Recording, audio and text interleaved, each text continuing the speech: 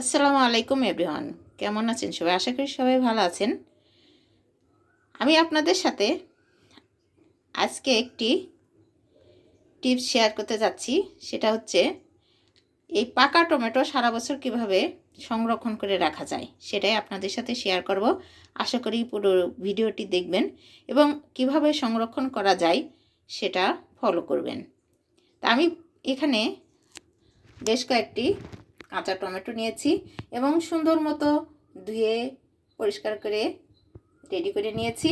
এখন আমি এই টমেটোগুলোর যে বোটার অংশ আছে, এই বোটার অংশটুকু আমি কেটে ফেলে দেব।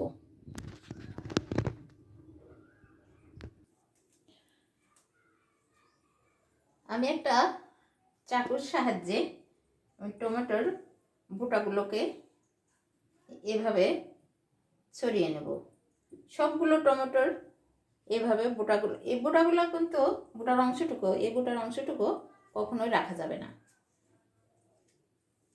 এভাবে একটা চাকুর সাহায্যে এইভাবে এই যে সব বোটার অংশটুকু ফেলে দিতে হবে।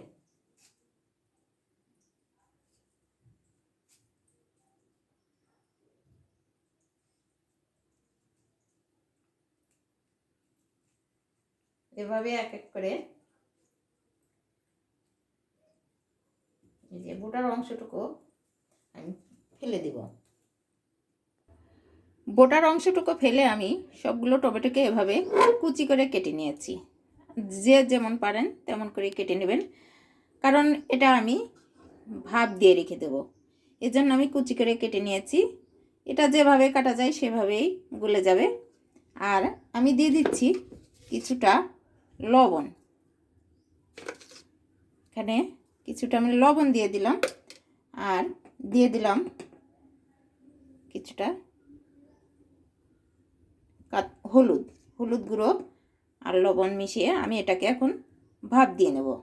আপনারা রান্না করার সময় এটা খেয়াল রাখবেন যে টমেটোর মধ্যে একটু লবণ হলুদ দেওয়া আছে, এজন্য রান্নার সময় পরিমাণটা ঠিক রাখবেন।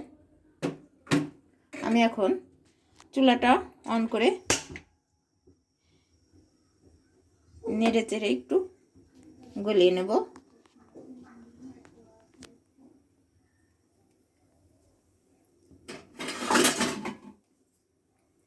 আর এর মধ্যে কিন্তু পানি দেওয়া যাবে না, কোনো মতেই পানি ব্যবহার করা যাবে না। এই টমেটোর ভিতর থেকেই অনেক পানি বের হবে, বরং এই পানিটাই হালকা একটু কমিয়ে নেব। ভাপ দিতে দিতেই ইনশাল্লাহ কমে যাবে। যারা সারা বছর টমেটো ফ্রোজেন করে রেখে খেতে চান তাহলে এভাবে খেতে পারেন, দেখবেন টমেটোর স্বাদটা সেই টাটকা টমেটোর মতোই থেকে যাবে। আপনি যখন যেটা রান্না করবেন, আপনি যতটুকু ব্যবহার করবেন ঠিক ততটুকু দিয়ে নেবেন। এটা আমি জেলির মতো করে রেখে দেব। দেখেন আমি কিন্তু কোনো প্রকার পানি এখানে অ্যাড করি নাই। এই টমেটোর মধ্যেই অনেক পানি থাকে, দেখেন অনেক পানি বের হচ্ছে। এই ভাপ দিতে দিতে আমি পানিটাকে আরেকটু কমিয়ে নেব।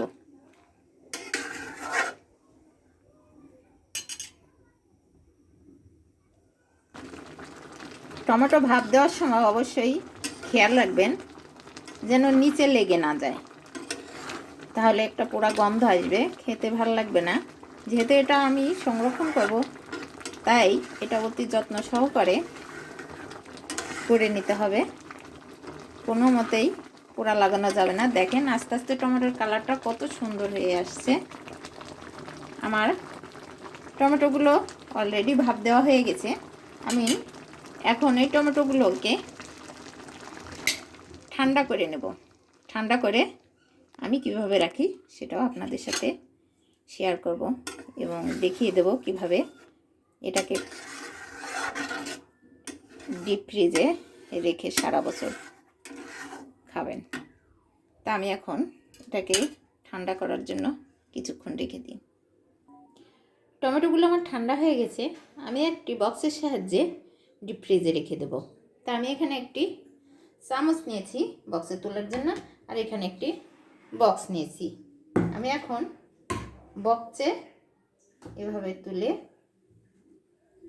বক্সের সামনে নিয়ে আসছি। এভাবে আমি পুরো বক্সটি ভরে নেব। আমার যতটুকু যখন লাগবে আমি বক্সটা বের করে এখান থেকে নিয়ে কাজে লাগাতে পারবো। আবার কেউ কেউ চাইলে আইসক্রিম বক্স বা এমনি বরফের বক্স কিনতে পাওয়া যায়, সেগুলোতেও রেখে টুকরো টুকরো করে বের করে আবার খাওয়া যাবে। আবার কেউ পলিতে ছোট ছোট পলি করে প্যাক করে রেখেও খেতে পারবে। এখানে আমি পুরো এক বক্স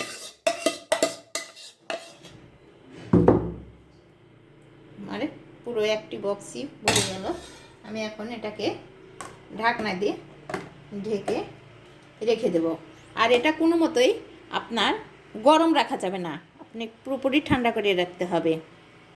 আমি বক্সটাকে এখন ফ্রিজের মধ্যে ডিপে রেখে দেব। এভাবে ডিপে রেখে দিলে আপনি সারা বছর খেতে পারবেন, কারণ এখন সিজন টমেটোর। আর যখন সিজন ফুরে যাবে তখন হয়তো এই টমেটো পাওয়া যাবে না।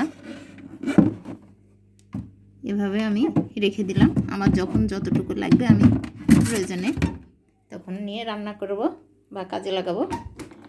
তো আজকের ভিডিওটি এ পর্যন্তই। তো ভিডিওটি ভালো লেগে থাকলে অবশ্যই লাইক কমেন্ট এবং শেয়ার করে পাশে থাকবেন। আবার দেখা হবে অন্য কোনো একটি ভিডিওতে। সে পর্যন্ত আল্লাহ হাফেজ।